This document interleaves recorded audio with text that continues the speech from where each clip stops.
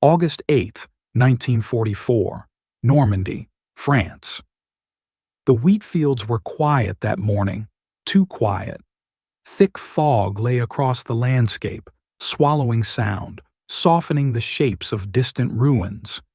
The war had chewed this countryside into gray mud and broken stone, but now, in the stillness, the silence felt like a warning. Inside a hedgerow overlooking an open field, a single Sherman Firefly sat motionless, its long 17-pounder gun extending like a spear through the branches.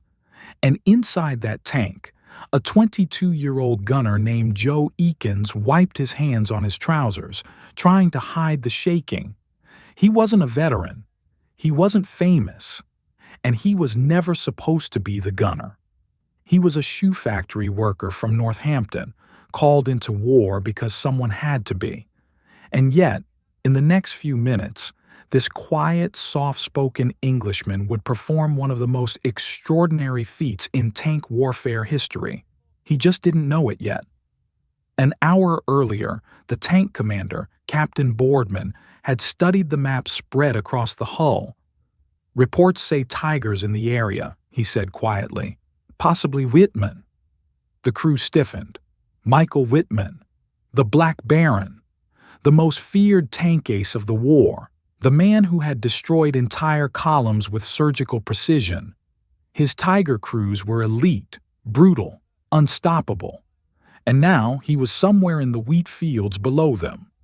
Joe looked through the Firefly's gun sight for the 1,000th time, adjusting the range dial with trembling fingers. The 17-pounder gun could kill a tiger if he hit it right. But a tiger, with its deadly 88mm cannon, could obliterate a Sherman in a single shot. For most crews, a tiger meant death. For a Firefly crew, a tiger meant a chance. But only if the gunner was perfect. Joe wasn't sure he was. The commander leaned close. "Stay ready. They will come through that wheat if they counterattack." Joe just nodded. His throat was dry. A faint vibration moved through the ground. The Firefly's driver whispered, "Hear that?" Joe strained his ears. Another vibration, then another, a deep metallic growl. Engines, not one, not two, several. Captain Boardman lifted his binoculars. Shapes formed in the fog. Thick armor, long barrels, black crosses on steel. One tiger, then another, then a third. Joe's breath froze. They were spread in a shallow line, advancing slowly, confidently, like predators that feared nothing. And at the center, slightly forward, was Tiger 007, Wittmann's tank. They were coming straight toward them. The Firefly remained still, hidden in the hedgerow. The crew didn't move, didn't breathe. Even a cough could give away their position. Through his gun sight, Joe watched Wittmann's Tiger glide forward, cutting through the wheat. Boardman whispered, "Joe, get ready." Joe adjusted the elevation. Range, 800 meters. Angle, perfect. His heart pounded like a drum. "Wait," the commander whispered. "Let them come closer." The Tigers advanced to 700 meters. Not yet. 600 meters. Still nothing. Joe's finger tightened on the trigger. Steady. The Tigers began to fan out, searching for targets. Boardman exhaled. "Fire!" Joe squeezed the trigger. The 17-pounder roared, a blast so powerful it shook the entire Firefly. The shell streaked across the field, slicing through fog like lightning. A second later, it slammed into Wittmann's Tiger. The explosion was enormous. Flames burst through the tank's side plates. The turret jerked. The Tiger lurched to a stop, smoke spewing from its hull. Inside the Firefly, the loader shouted, "Hit!" But Joe didn't react. He already had the next Tiger in his sight. "Load!" he barked, surprising even himself. The next round slammed into the breach. "Second tank, left, fire!" He fired again. Another blast. Another hit. The second Tiger erupted in fire. ammunition cooking off. The turret blew sideways, soaring into the wheat. The driver gasped. The commander stared. The loader froze. 2 Tigers in 20 seconds. But Joe wasn't done. The third Tiger turned, trying to retreat behind a farmhouse. Its turret began to rotate toward the hedgerow, toward the Firefly. If it fired first, Joe's tank would be vaporized. Joe tracked the movement through his scope, adjusting for the Tiger's acceleration. "Lead him," Boardman whispered. "Lead him. Now. Fire." Joe squeezed the trigger. The Firefly thundered. The shell struck the Tiger from behind, punching through the thinner rear armor. Flames burst out like a volcano, engulfing the turret and hull in seconds. The last Tiger died in the fire.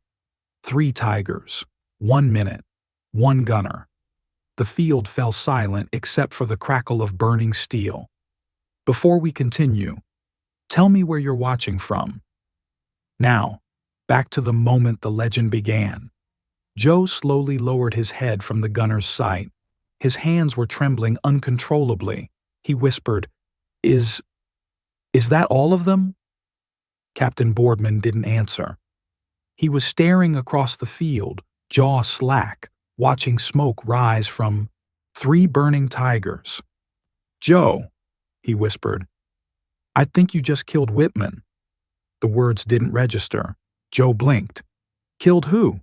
The commander looked at him. "Wittmann. Tiger 007. The one you fired at first." Joe shook his head. No, I was just firing at a tank. I didn't know who was inside." But history didn't care.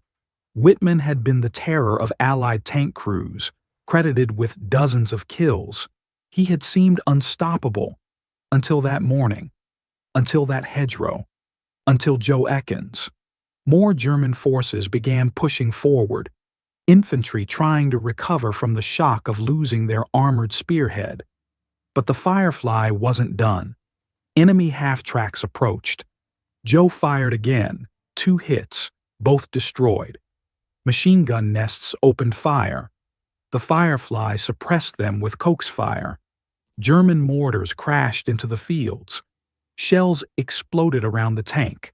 One shell landed dangerously close, shaking the Firefly so hard everyone inside was thrown sideways. The commander cracked his head against the turret ring, but Joe stayed focused. His hands moved like a machine. Load, fire, load, fire.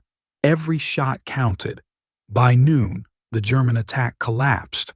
Their Tigers were gone, their infantry scattered, their momentum shattered, because one Firefly, hidden in a hedgerow, killed the spearhead that was supposed to crush the British and Canadian advance.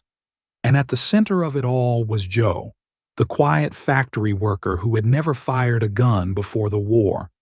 Now, the man who stopped the unstoppable. Later that day, engineers inspected the wreck of Tiger 007. They found a hole in the side armor, a perfect lethal shot, the kind only a Firefly could make. The trajectory matched the hedgerow. The timing matched the attack. Everything pointed back to one gunner, Joe Ekins, the man who ended Wittmann's final charge in seconds. But Joe never bragged. He didn't call himself a hero, didn't write books, didn't demand recognition. When interviewed years later, he simply said, "I didn't know who was in the tank. I just fired at the target." For a man who performed one of the most remarkable feats in armored warfare, that humility became part of his legend. His commander said it best. Joe wasn't a warrior type, but behind that gun, he was incredible. The fields of Normandy eventually grew quiet again. The wheat returned. The scars faded. But the story of that morning, the moment 3 Tigers died in a flash of fire and steel, became one of the most iconic tank duels in history. To this day, military historians replay the scene, analyzing every second, every angle, every decision, and they always come to the same conclusion. It wasn't luck. It wasn't chance. It was skill. Brilliant, instinctive, perfect skill, at the exact moment it mattered most. And that skill belonged to a soft-spoken British gunner who changed the course of a battle in under 1 minute.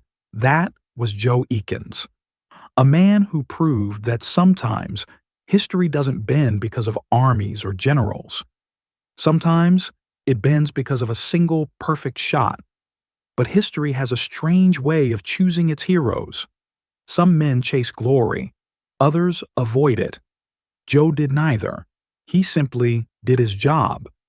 In the years after the war, he returned to Northampton and went back to making shoes. People who worked beside him never knew that the quiet man at the bench had once destroyed the most feared tank commander in Europe. He didn't talk about it, didn't bring it up in pubs, didn't carry the weight of legend on his shoulders. To him, it was just another morning in a terrible war. To everyone else, it was something closer to a miracle. As decades passed, historians dug deeper. Records were compared, trajectories studied, survivor accounts collected. And the more evidence they found, the more one truth kept returning. The man who ended Wittmann's reign wasn't a general, wasn't a veteran ace, wasn't even a full-time gunner. It was Joe, the factory worker with steady hands and calm nerves.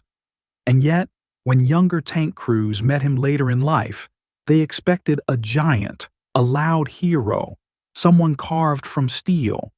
Instead, they found a soft-spoken gentleman who offered tea before war stories, who answered every question with modesty, and who carried none of the swagger people expected from a man who changed history. One interviewer asked him, "Do you ever think about that day?" Joe paused, looked out the window, and answered quietly, "Only that I was part of a crew. We all did our bit. Nobody wins a war alone." Even at the end, he refused to take the credit, but history remembers.